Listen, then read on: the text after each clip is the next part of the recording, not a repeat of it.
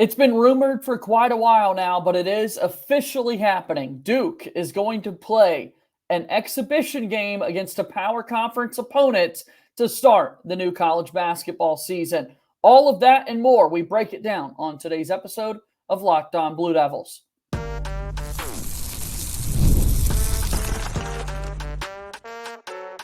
You are Locked On Blue Devils, your daily podcast on the Duke Blue Devils. Part of the Locked On Podcast Network, your team every day.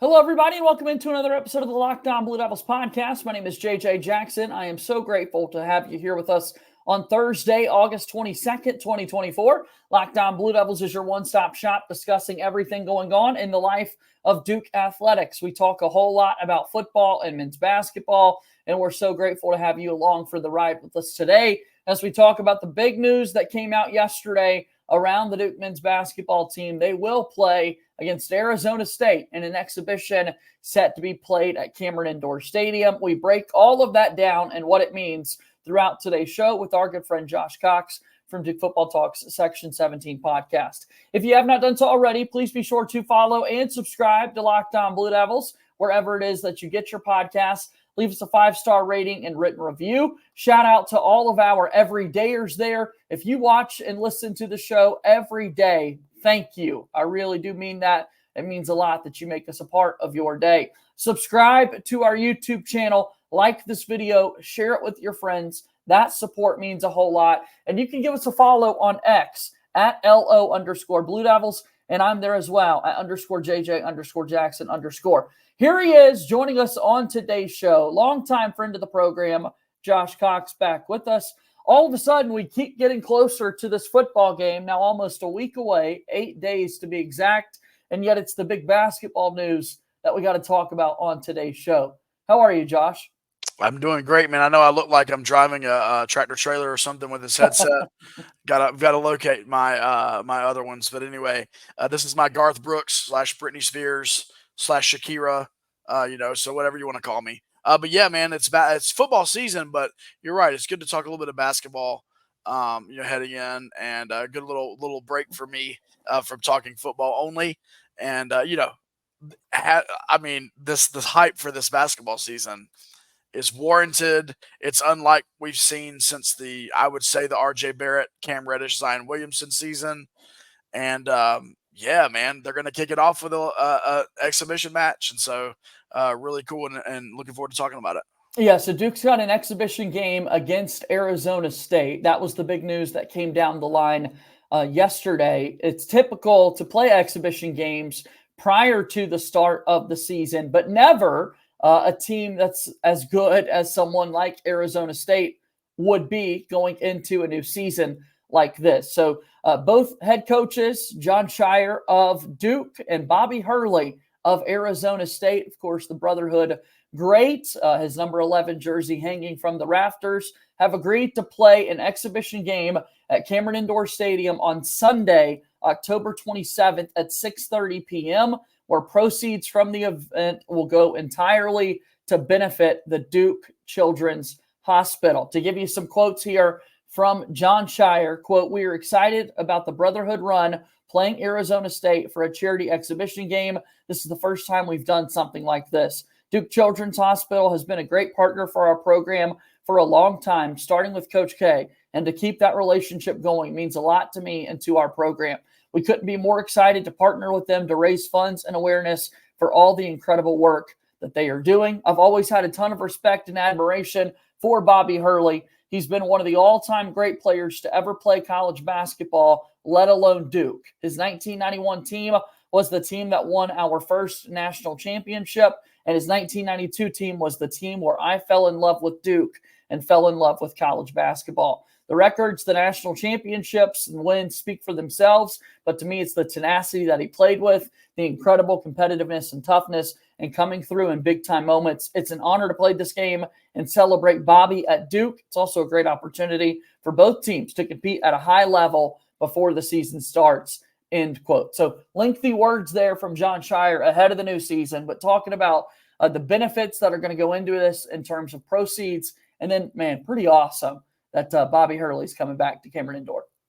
Yeah, this is really cool, and it just shows you how far we've come in 12 months because wasn't it the beginning of last season Duke was going to do something in Chicago Yep. and to raise some money, and it got canceled because of some sort of issue with some sort of compliance somewhere. I'm not sure where. I'm not sure who pulled the plug on that, but we've come a long ways in a year.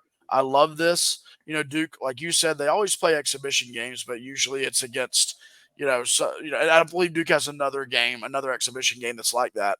But this will be very interesting. I think in the press release, they said that as far as attendance and things like that, that there would be some details sent out at a later time for that. But hey, how cool is it to know that if you do spend the money to come to that game, that the proceeds are going to a really awesome cause at Duke Children's Hospital.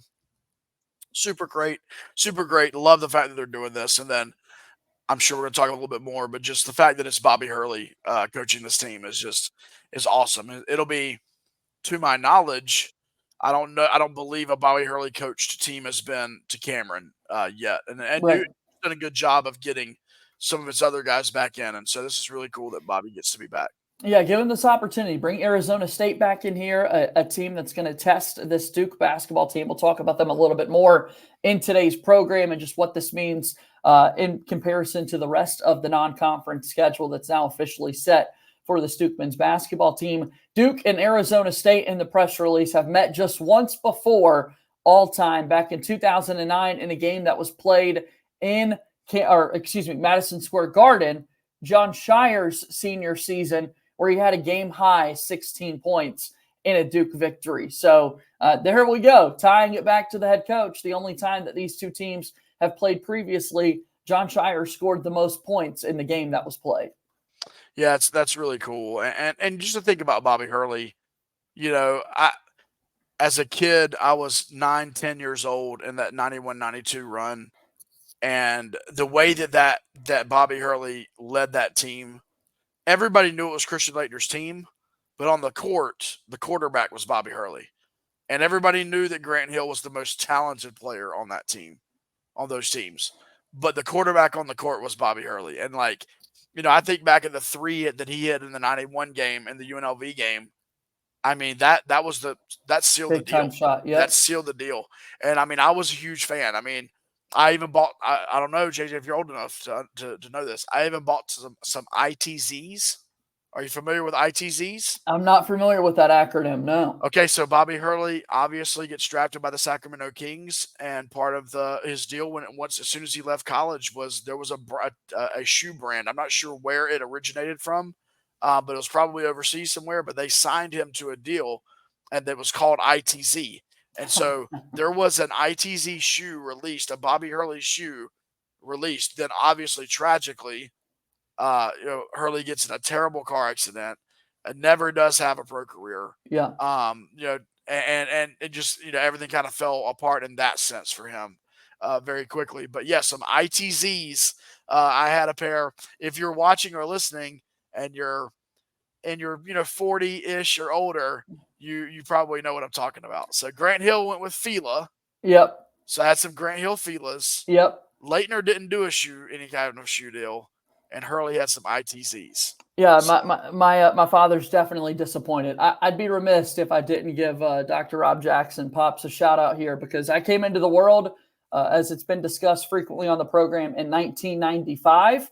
So a few years removed from those national championship runs for Duke basketball. But Bobby Hurley, my dad's favorite player, a reason why number 11 was on his back when I would see him competing in church league softball games and whatnot. And always fun to see 11 up in the rafters at Cameron Indoor. And just going back and watching the clips of him and hearing others speak of Bobby Hurley, like, what a player, and how freaking cool is this that he's going to lead Arizona State back to play Duke. A quick Google search there. ITZ stood for in the zone. Okay.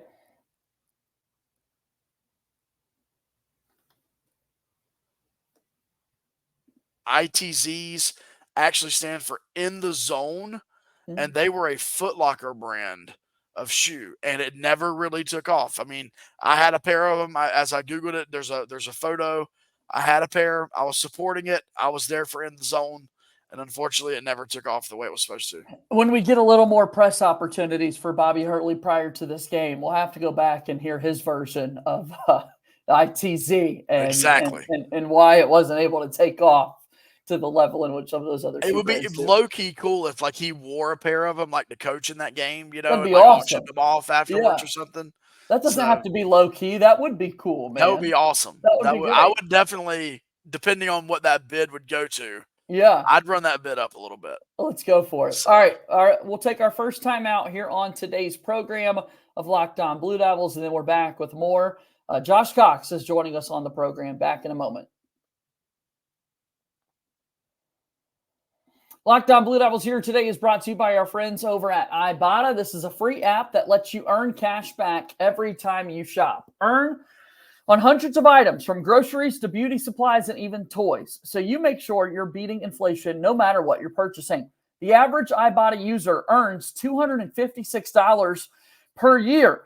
It's pretty incredible when you think about it, because that could cover the entire cost of a shopping trip, the flight you've been eyeing, or the fancy dinner that you've been craving. You could save on over 2,400 brands and shop at over 1,000 retailers, including your favorite grocery stores, Lowe's, Macy's, Sephora, Best Buy, and more. It's time you join the over 50 million users who have Ibata to earn cash every time they shop.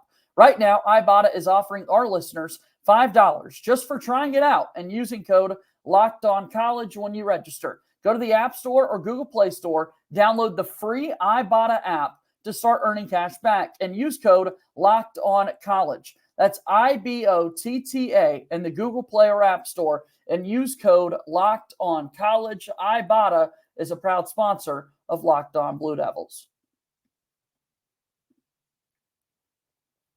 All right, we're moving forward here on today's episode of Locked On Blue Devils. JJ Jackson joined today by Josh Cox. Some big news in the Duke basketball world. They've got an exhibition coming up Sunday, October 27th at Cameron Indoor, 6:30 p.m. They're going to take on Arizona State. Tickets will be sold for this game. More information coming. However, Duke announces that they will not be a part of the season ticket package ahead of the season, with, again, all the proceeds going to Duke Children's. You mentioned kind of the game in Chicago last season. There's been a lot of talk about some of these exhibition-style games across the sport for a lot of NIL benefits for players, and there could have been possible opportunities for Duke this season. So that's why it's not over the top surprising that this is where we've ended up with something like this. But man, what a pretty big opponent for the Duke team to be taking on, as they'll go head-to-head with Arizona State and Cameron. Yeah, I mean, Bobby Hurley's done a great job with that program. They've been super competitive, in and out of the top 25. And like any program, their squad's going to look radically different this year than it did last year. We obviously know what that feels like, as we returned, two rotation players, Yep. from our team last year. But yeah, they brought in 5 transfers, some highly ranked transfers from some mid majors there, and they lost, I believe, 6 guys in the portal. But yeah, it should be interesting to see what kind of talent Hurley brings in and brings to Cameron for sure. What's crazy is that this is going to be Bobby Hurley's 10th season as the head coach for Arizona State. Really doesn't feel like he's been at Arizona State for that long, but a decade at this point, 155 wins as their head coach. That's already 3rd all-time in Arizona State basketball history. He's taken them to 3 different trips within the NCAA tournament, and anytime, if you are Duke, you get a chance to play a team like Arizona State, regardless of outcome, you're going to be able to kind of take steps forward and improve. I'll be honest here, Josh. This is where, as a fan and as optimistic and as living by every result that the fan base can be, these are also a little worrisome, right? At some of the reactions you might have should things not go the way that you want them to in an exhibition. It's an exhibition, and yet then people might tend to overreact and that sort of thing. A little bit of a gamble, but I think it's worth it ultimately in the end. Well, you said the right word the second time. It's not reactions, it's the overreactions, right? And we see it in other sports. We see, preseason NFL football games. You see players, especially quarterback in the quarterback position, you see them have a good game, and you see the fan base overreact. Like, this guy's going to lead us to to the AFC Championship game or something, and then guy throws a couple picks, you're like, oh, we should have never, you know what I mean? Like, and so the preseason sports is all a game of overreactions. In the NBA, I have a few preseason games, and I think that's going to be a similar vibe. I think probably Coach Shire and Coach Hurley will maybe agree upon a couple of different things that they may or may not do in this game. While it will be competitive, I obviously think there will be certain maybe precautions that are taken during this game. And I don't know what those will be, but I would assume they'd have a gentleman's agreement upon kind of the level of play that's going to be going on out there. I wouldn't expect to see anybody getting taken out, on a fast break or anything like that, in this game. So that's going to be unique. But it will tell you something. I mean, it will tell, first of all, the Cooper Flags and the Kaman Malawatches of the world. It'll show that they belong, on these courts, and that they're ready for the regular season to start. That's going to be very good for Duke. And I think it's going to be good for a challenge for, your Tyrese Proctors and your Caleb Fosters. They're not just going to have a walk in the park. In fact, one of the transfers coming in to Arizona State, let me get his name real quick. He's a point guard coming from Missouri State, Austin Mason, but just a higher ranked kid. They got another kind of tall, skinny kid who comes in from Milwaukee, Wisconsin, BJ Freeman. And so you don't know how these guys are going to translate. They got a kid from Ole Miss who transferred in as a point guard. So you don't know how these kids are going to translate into their program, Arizona State, but we do know they're going to be a challenge for Duke. And so I would much rather play a challenging exhibition game than another game against, a team that we know we're going to just kind of run over. Yeah, well, Duke's got that opportunity on their schedule. And again, they have finalized the non-conference portion of the schedule. To conclude today's episode of Locked On Blue Devils, I want to chat with Josh directly, talk a little bit more about this non-conference slate for Duke and what the Arizona State exhibition might mean for the Blue Devils. We'll do that after our final timeout here on today's episode of the program. Locked On Blue Devils here today is brought to you by the Ultimate College Football HC Game. That's right, one of our new sponsors. Hey, Locked On Blue Devils fans, I got to tell you about this brand new mobile game that I think you're going to love as much as I do. In this amazing game and simulation, you get to step into the shoes of a head coach and lead your college program to glory. Could you imagine actually being the head coach of the Duke Blue Devils? From recruiting players and hiring your coaching staff, overseeing training camps, and handling school scholarships, you control every crucial detail of your program. It's all in your hands. And here's what I really love about the game. You're responsible for calling offensive plays during the game. We love the offense. Your strategy will not only determine the success of your football season, but will shape the future and legacy of your program. Ultimate College Football HC is completely free, has no ads, and is 100% playable offline. You can play on the go as you want and when you want. And of course, we have a special offer for Locked On Blue Devils fans. Use the promo code LOCKEDONCFB, all caps, inside the game store to receive a free boost to your program. Make sure you take advantage of this perk, as it'll get your team off to a strong start. Again, download the game. Visit ultimate-cfb.com. Ultimate-cfb.com. Or look it up on the app stores. Again, Ultimate College Football HC. Begin your coaching legacy today. A proud sponsor of Locked On Blue Devils. Final few moments here on the show. Josh Cox hanging out with me here today. We're talking about the Duke basketball schedule. It starts officially on October 4th with Countdown to Craziness, our kickoff event to the season.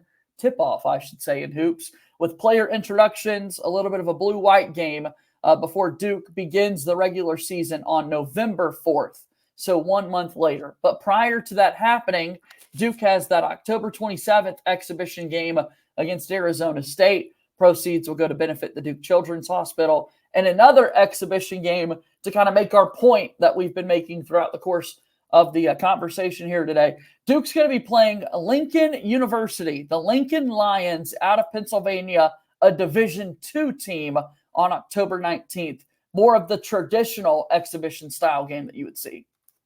Yeah, and those are important as well because what you want to see in those games is the depth of your bench. You want to be able to play with some lineups that you probably wouldn't play with in any other situation and scenario, and so that's important. I mean, I like this. I like having one. If we want to just say call it what it is, non-competitive exhibition game and one Yeah. competitive exhibition game. And with that, again, let's remind people about this, Josh, with how important it is because it's not impossible. Duke has played Division II teams before in the regular season, but when you do that, you are really hurting your NCAA tournament resume. Even when you win games like that, it's finding a way to kind of knock you down a little bit. Yeah, for sure. They definitely penalize schools that do that, and so it doesn't help you one bit. Now, maybe the reasoning behind it, there may have been a connection with that D2 school in the past. Maybe former, members of the Duke athletic department or whatever it may be that connected and got those games. But yeah, it doesn't help it at all. And so I agree. Make them exhibition, make it an exhibition game, and then play your regular opponents. During the regular season for sure. Okay, so Arizona State's going to be a fun exhibition game. Again, it does not matter if Duke wins or loses. It's not going to count against them or for them in any way. But we'll be able to watch a little Duke basketball earlier than expected on October 27th. Can I say something about Arizona State real quick? It has nothing to do with what we're talking about, but as I was looking at this, they had 6 players transfer out. So this is just about them specifically. 3 of those 6 transfers have not landed anywhere. Interesting. Okay? So that's the harsh reality of the transfer portal. 3 of the 6 have not landed anywhere, according to 24/7 Sports. Wow. Of the 3 who have landed, only 1 is actually enrolled right now, currently at the school that they've committed to. This is nuts. And I know that's not what this podcast is about, but I just thought a very interesting. Once again, according to 24/7 Sports, which is very reputable, they keep up with their stuff with the transfer portal, both in football and in basketball. Only 50% of their players committed out of the portal. Yeah. And of those 3 that committed, only one of them is actually currently enrolled at their other school right now. Insane. And that doesn't mean those other 2 guys won't enroll. It just means they're not enrolled yet. And again, like we've talked about throughout the offseason, I'm glad you brought that up because it is relevant. Brendan Marks has joined us here. He did a great piece with his colleagues over the Athletic. 2019 was the launch of the college basketball transfer portal. The next offseason, we're going to have over 2,000 transfers in the portal itself. But you've got issues like this. That is wild to think about. I'm playing at Arizona State in the Pac-12, a Power 5 conference at the time. And then next season, you go in the portal, you think you'd have opportunities, but they just haven't come along for a couple of those guys. Wow. That's insane. All right, the non-conference schedule for Duke. They've got 5 really impressive non-conference games against power conference schools. What do you think of kind of the schedule itself for the Blue Devils? Well, I mean, kudos to John Shire. Yeah, I mean, it's incredible. I love the home and home that we're doing with Arizona. I think that's awesome. And so playing out there, you've got Kentucky in Atlanta, you've got Kansas in Vegas, you've got Illinois in Madison Square Garden, you've got Auburn at home. Did I get them all? Yeah, those are the major ones. I mean, kudos to John Shire. What he's doing is he is giving his team early tests, and then that Illinois game is in February, which I love that. I love stepping out of conference at Madison Square Garden that time of year. I think that's incredible. But I think what John is doing is getting this team ready for March and April. I mean, he's getting this team ready to go. There will be no excuses at the end of this season. This team will have every opportunity to prove itself to be a top 5 team, to be a Final Four team, to be a national champion. And John is going to do a great job of getting them ready for it. I mean, from the exhibition game now forward. And so certainly there are games on the schedule that Duke's going to win with ease, right? Every team has those. But, man, the challenges Duke's going to face, I mean, starting right off the bat, I believe the first one of these chips to fall is maybe the Atlanta Kentucky game. Yep. Yeah, Kentucky and Atlanta. So I love it. I love what he's doing. Non-power conference opponents for the Blue Devils in the regular season: Maine, Army, Wofford, Seattle, Incarnate Word, and George Mason for the Blue Devils before they jump into ACC play. And then on Saturday, February 22nd, from Madison Square Garden on Fox, interesting TV partner for Duke in a basketball game there. Yeah. They'll play Illinois. And again, just so rare to have these non-conference games in the midst of the ACC schedule. We were talking about it last week when the schedule was finalized, Josh, Ryan Lohman and I. And like the only games I really think of in recent memory that would kind of be like that, every time we played St. John's up in the Garden, it would fall in the midst of ACC play. You're right. More times than not, right? But other than that, it's been several years since we've had kind of a breakup to conference play like this one with Illinois.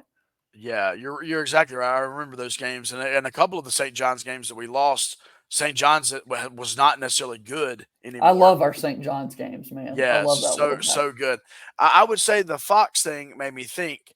I wonder if they used. I believe the Big Ten Network has a deal with Fox, right? Yeah, So like, correct. I wonder if this is a Big Ten gig, and Duke's probably getting a hefty payday from Be a it. part of And it, yeah. so, hey, bring it on, baby.